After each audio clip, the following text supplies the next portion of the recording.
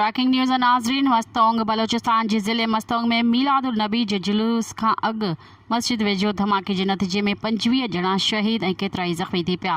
ज़िले इंतिज़ामिया जो चवणु आहे त धमाको सख़्त नौयत जो हो, जंहिंमें केतिरनि ई ज़ख़्मी जी हालत ॻणितीअ जोगी आहे। ज़िले इंतिज़ामिया मूजिबि मस्तोंग में धमाके में माजी विलन में DSP मस्तोंग भी शामिल है। असिस्टेंट कमिश्नर मस्तोंग जो चवणु आहे त धमाको मदीने मस्जिद वेझो थियो, जंहिंमें केतिरा ई माण्हू ज़ख़्मी थिया आहिनि। ब्रेकिंग न्यूज़ नाज़रीन, जेका हिकु दफ़ो ॿीहर दोहराईंदा हलूं। मस्तोंग बलूचिस्तान जे ज़िले मस्तोंग में मीलादुल नबी जे जुलूस खां अॻु मस्जिद वेझो धमाके जे नतीजे में 25 ॼणा शहीद ऐं केतिरा ई ज़ख़्मी थी पिया। ज़िले इंतिज़ामिया जो चवणु आहे त धमाको सख़्त नौयत जो हो, जंहिंमें केतिरनि ई ज़ख़्मियुनि जी हालत ॻणितीअ जोगी आहे। ज़िले इंतिज़ामिया मूजिबि मस्तोंग में धमाके में माजी वेलन में DSP मस्तोंग भी शामिल है। असिस्टेंट कमिश्नर मस्तोंग जो चवणु आहे त धमाको मदीने मस्जिद वेझो थियो, जंहिंमें केतिरा ई माण्हू ज़ख़्मी थिया आहिनि।